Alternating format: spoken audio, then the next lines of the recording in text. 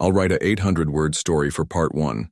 Abandoned in battle in third-person style using simple and basic English with Korean names. Here it is. The space battle lit up the darkness. Commander Nari's ship shook as enemy fire hit the shields. Her blue skin glistened with sweat as she gripped the control panel. The Talon fleet had surprised them. No one saw the attack coming. All units, hold formation, Nari shouted into her comm device. Her voice was strong despite the fear she felt. Inside, the battle screens showed 10 enemy ships for every one of hers. Captain Minho's voice crackled through the comm. Commander, we cannot win this fight. We must retreat. Nari knew he was right. Her people, the Irani, did not believe in losing soldiers for no reason. All ships, prepare to jump away on my mark, she ordered. Just as she gave the command, a direct hit rocked her ship. Sparks flew from the control panel, smoke filled the bridge. Nari fell hard against the metal floor as the ship spun out of control. Commander Nari, respond. She heard Minho's voice but could not answer. Blood dripped from a cut on her head. More explosions followed. The ship's computer spoke in a calm voice. Critical damage. Life support failing. Emergency protocols activated. Nari dragged herself to the escape pod. Her leg burned with pain. She could hear her crew dying around her, but she could not help them now. The Irani way was clear. Save those who can fight another day. As she pulled herself into the small pod, she heard Minho give the final order. Commander Nari's ship is lost. All units jump now. The escape pod shot away from her dying ship just before it exploded. Through the small window, Nari watched her fleet disappear into hyperspace. They were gone. She was alone, scanning for nearest habitable planet. The pod's computer said, "Planet found. Setting course." Pain took over and Nari fell unconscious.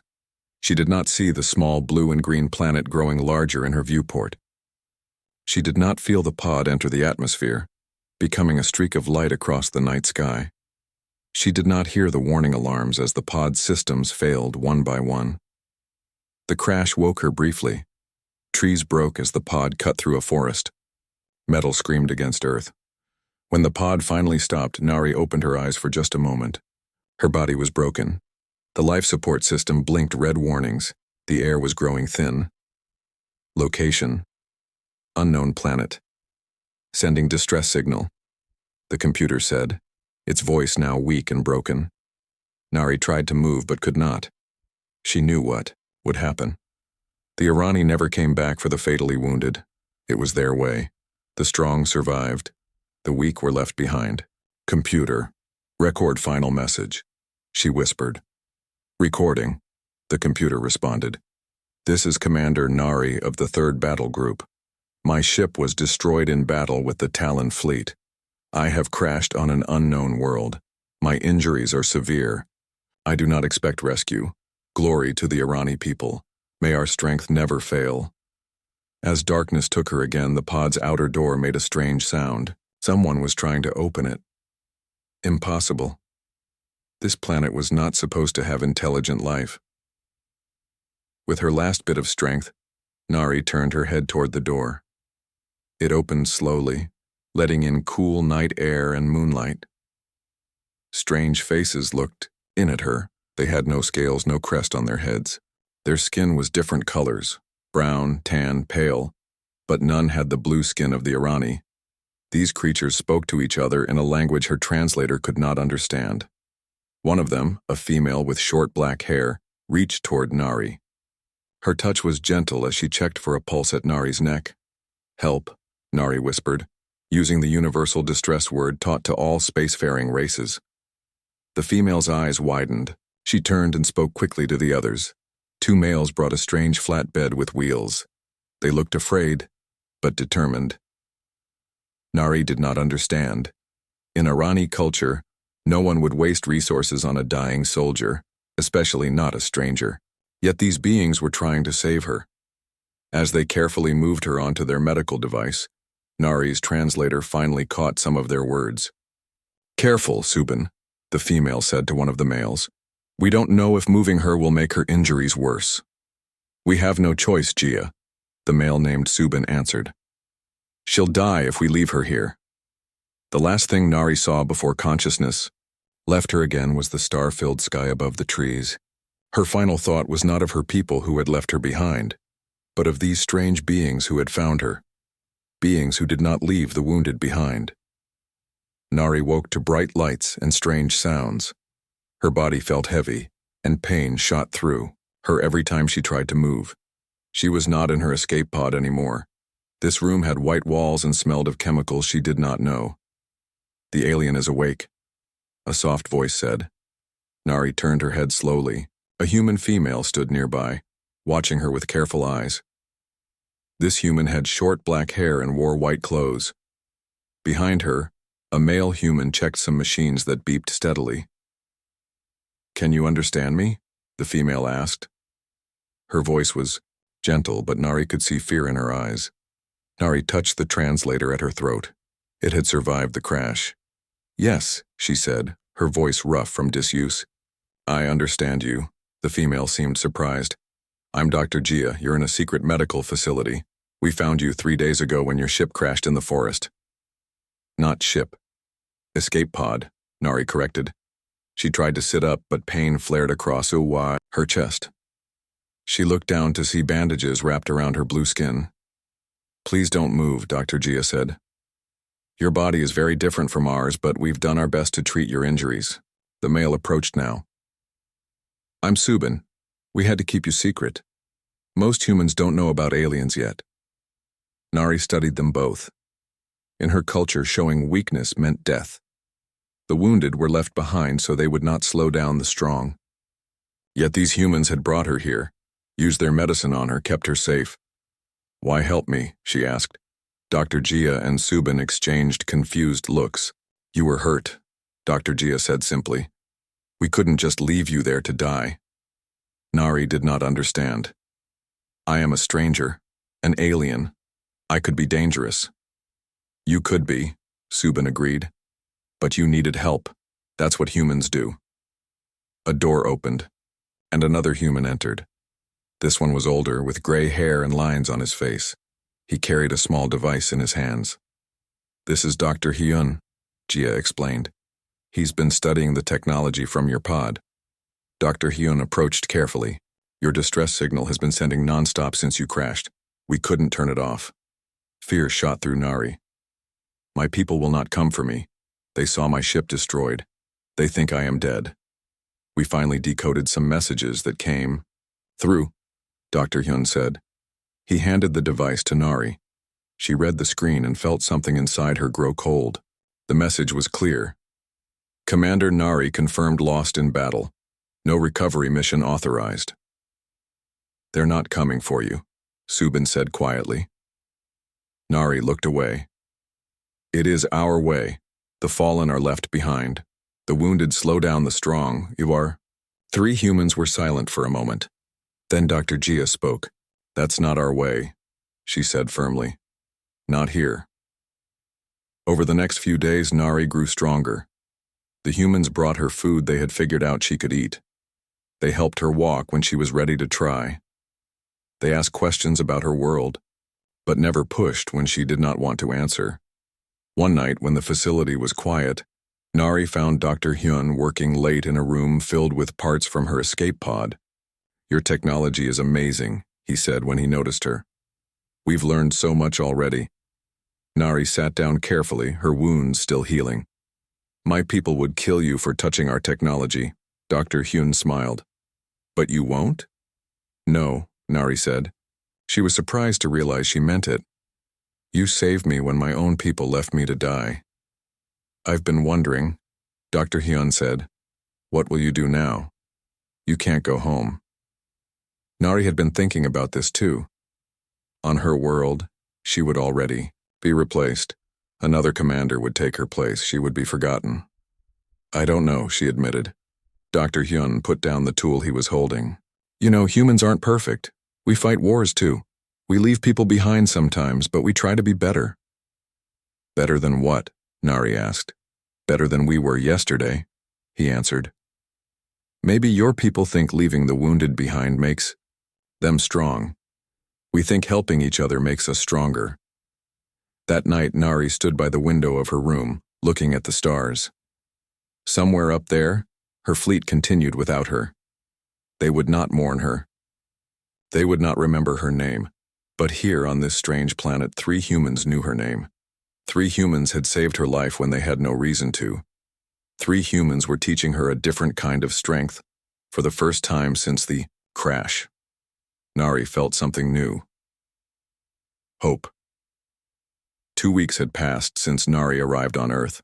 Her wounds were healing faster than the human doctors expected. The small medical facility had become her temporary home. Today was special. For the first time, she would go outside. Ready? Dr. Gia asked, holding out a large hat and sunglasses. These will hide my blue skin and eyes? Nari asked, touching the items carefully. Not completely, but most people will just think you're wearing body paint, Subin explained. We'll say you're an actress. Dr. Hyun opened the door. It's just my backyard. No neighbors can see us. Nari stepped outside and felt the sun on her face. On her home planet, the sun was distant and red. This yellow sun felt warm and bright. She closed her eyes and breathed deeply. Your air smells strange, she said. But good. That's the flowers, Dr. Gia said, pointing to colorful plants along the edge of the yard. Nari walked to them and bent down. On her world, plants were mostly gray or black to absorb the weak sunlight. These plants were red, yellow, purple, and white. We don't have these colors at home, she said quietly. Subin brought out a small box. We thought you might want to see some things from our world. Inside the box were foods, small objects, and pictures. Nari picked up a round red fruit. Apple, Subin said. Try it. Nari bit into it. Sweet juice filled her mouth. Her eyes widened. We have nothing like this. The humans smiled. One by one, they showed her things from their world. Music that made her heart feel strange. Pictures of oceans bigger than any on her home planet. A small stuffed animal that Dr. Gia called a teddy bear. Why do you give soft toys to your children? Nari asked, touching the bear's fur. For comfort, Dr. Gia said. To make them feel safe. Nari frowned. On my world, children are not given comfort. They must learn to be strong. Being strong and having comfort aren't opposite things, Dr. Hyun said. Sometimes the strongest people are those who know how to give and receive comfort. That night, Nari sat with the humans and watched a movie. The story was about a group of humans who saved their planet from invaders. What surprised her was how the humans in the movie cared for each other, risked their lives for each other. Would you really die for others? She asked when the movie ended. For family and friends? Many would, Subin said. But that makes no sense, Nari argued. The strongest should survive. Maybe true strength isn't just about surviving, Dr. Gia suggested. Maybe it's about what you're surviving for. Days turned into weeks. Nari learned more human words. She tried new foods. She watched the humans work together, laugh together, sometimes argue but always make peace again. One morning, Dr. Hyun brought news. Your distress beacon received a message. Nari's heart jumped. Had her people changed their minds? The message was short. Commander Nari confirmed deceased. Replacement commander appointed. Honor to the fallen. Her people had declared her officially dead. There would never be a rescue now. That night, rain fell for the first time since Nari had come to Earth. She stood by the window watching water pour from the sky. Are you okay? Subin asked, finding her there. My people have forgotten me, Nari said. I am truly alone now. Not alone, Subin corrected. You have us. Something wet rolled down Nari's cheek. She touched it, confused. You're crying, Subin said softly. Tears. Arani, do not cry, Nari whispered. But more tears came. Subin did something unexpected. He put his arms around her in what humans called a hug. At first, Nari stiffened. Physical contact on her world was for fighting or mating, not for this. It's okay to be sad, Subin said. It's okay to miss your home. Slowly, Nari relaxed into the hug. The warmth of another being, offered freely with no expectation of return, was new to her. On her world, everything had a price, nothing was given freely. I think, Nari said slowly, watching the rain, I am learning what it means to be human. And what's that? Subin asked. Nari thought about the teddy bear, the shared meals, the movies where people sacrificed for each other, and now this simple act of comfort. To be human is to be connected, she said. To know you are not alone in the universe. Outside, the rain continued to fall, washing the world clean, making it new. 3 months had passed since Nari crashed on Earth. Her blue skin still stood out among humans, but now she walked the small town near Dr. Hyun's home with confidence. She wore human clothes and had learned to blend in. Most townspeople thought she was wearing costume makeup for a movie being filmed nearby. Nari sat with Subin at a small cafe. She sipped the hot drink humans called coffee and watched people walk by. You seem happy today, Subin said. I am learning to be, Nari replied. On her wrist was a gift from Dr. Jia, a simple bracelet with tiny stars. Among her people, warriors did not wear decorations. But here she was not just a warrior anymore. Their peaceful moment ended when Nari's translator began to beep loudly. She had not heard that sound since the crash. What is it? Subin asked, seeing the alarm in her eyes. A ship, Nari whispered. An Irani ship has entered the solar system. They rushed back to Dr. Hyun's house. Dr. Jia and Dr. Hyun were already checking the equipment they had built from parts of Nari's escape pod. The signal is strong, Dr. Hyun said. It's definitely an Irani ship. But why? Nari asked. They declared me dead. Dr. Jia looked worried. Are they coming for you? Nari shook her head. No. They must be here for something else. Using the equipment, they managed to pick up communications from the ship. Nari translated for the humans. It's a scout ship, she said. They're looking for resources, rare metals, water. Her voice trailed off as she listened more. They say this planet has no useful defenses. They're telling the main fleet to prepare for harvest. Harvest? Subin asked.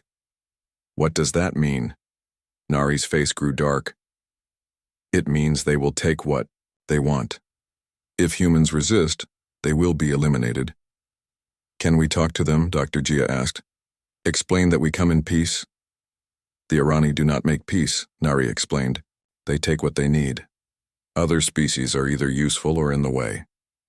The room grew quiet as they realized what this meant. Earth was in danger. What do we do? Dr. Hyun finally asked. Nari stood up straight, her warrior training taking over. I know their weaknesses. I know how they fight. I can help you prepare. But they're your people, Subin said. Not anymore, Nari replied. My people left me to die. Humans saved me. She touched the star bracelet on her wrist. You showed me a different way to live. Now I will show you how to survive. Over the next 2 days, Nari worked with the humans to prepare. She taught them about Irani weapons and battle tactics. Dr. Hyun used parts from her escape pod to build devices that could disrupt Irani communications. On the 3rd day, a small Irani ship landed in a field outside town. Nari and her human friends watched from a distance as 5 Irani warriors stepped out. They looked just like Nari, tall with blue skin and crested heads. The leader is Commander Taiho, Nari said, recognizing him. He took my place after I was declared dead. The Irani began testing the soil and air. They took no notice of the humans watching them from far away. They see humans as no threat, Nari explained, like how you might see ants. Well, these ants are going to fight back, Dr. Hyun said, holding up the device he had built. That night, when the Irani returned to their ship to report to the main fleet, Nari made her decision. She picked up the communication device they had built. I need to speak to them, she said. Are you sure? Dr. Jia asked. Won't they see you as a traitor? Yes, Nari said simply. But I must try. When Commander Taiho's face appeared on the screen, he looked shocked. Commander Nari? You live, he said in their language. I live, Nari. Confirmed. And I stand with the humans of this planet. Taiho's expression hardened. You were declared dead.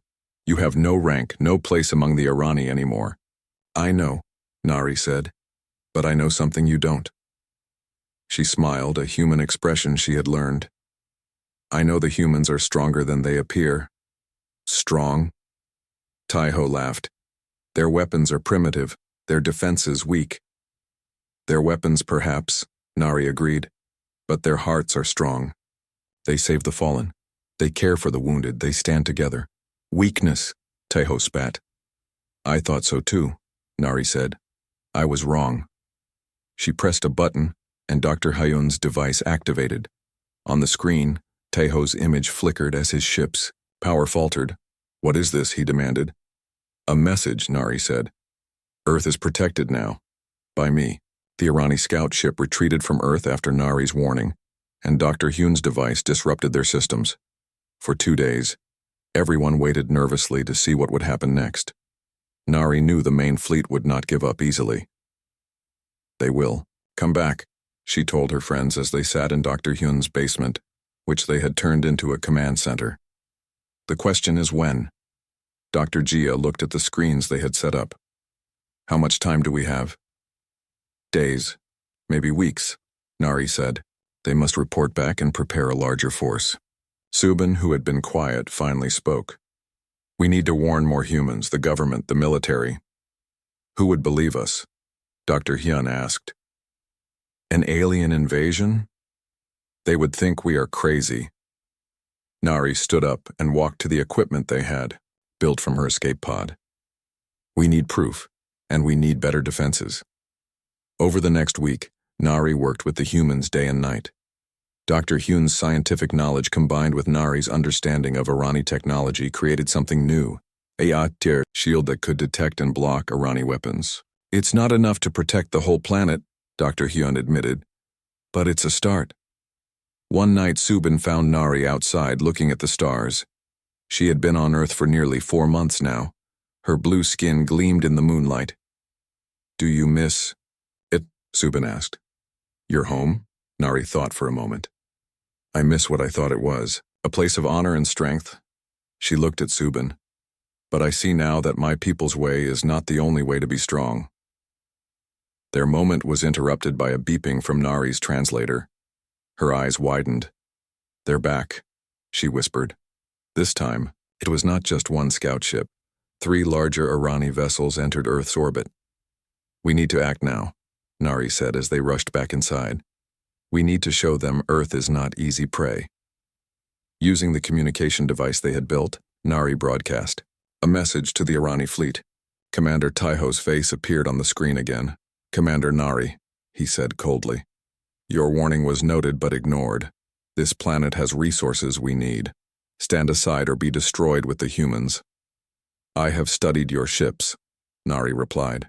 I know your weaknesses. If you attack, you will fail. Taiho laughed. You and what army, Fallen One? Nari looked at her human friends standing behind her. I don't need an army. I have these humans, and their technology has evolved. She nodded to Dr. Hyun, who activated their new device. Immediately, all 3 Irani ships lost power to their weapon systems. How is this possible? Taiho demanded, his face showing fear for the first time. Human ingenuity, Nari said, and my knowledge of our ships. Leave now. Tell the fleet that Earth is protected. When the ships finally retreated, the humans cheered. But Nari remained serious. They will. Return with better shields, she said. We've only bought time. In the weeks that followed, Nari's warning reached more humans. At first, few believed her story. But when more Irani ships appeared in the sky, visible to all, world leaders had to listen. With Nari's help, Earth prepared. Scientists from around the world worked together, building on what she and Dr. Hyun had started. Space agencies began planning defenses. For the first time, Humans united against a common threat. 1 year after her crash landing, Nari stood on a hill overlooking the New Earth Defense Center. Dr. Jia, Dr. Hyun, and Subin stood with her. "My people will come again," Nari said. "But now you are ready." "We couldn't have done it without you," Subin said, taking her hand. This human gesture of affection no longer felt strange to Nari. "I was forgotten by my kind," she said, looking at the stars beginning to appear in the evening sky. "But I found a new home here, a new purpose." Dr. Jia smiled. "And we found a friend from the stars who taught us we're not alone." As darkness fell completely, lights from the defense center glowed below them. Humans moved about, working together to protect their world, and among them walked a blue-skinned warrior who had once been abandoned but was now at the heart of humanity's future among the stars. "Look," Dr. Hyun said, pointing to the sky. A shooting star streaked across the darkness. "Make a wish," Subin told Nari, explaining the human tradition. Nari watched the falling star and thought about how far she had come. From a culture that left the weak behind to a world that valued every life. From a warrior without a home to a defender with a purpose. "I don't need to wish," she said. "I already have everything I need."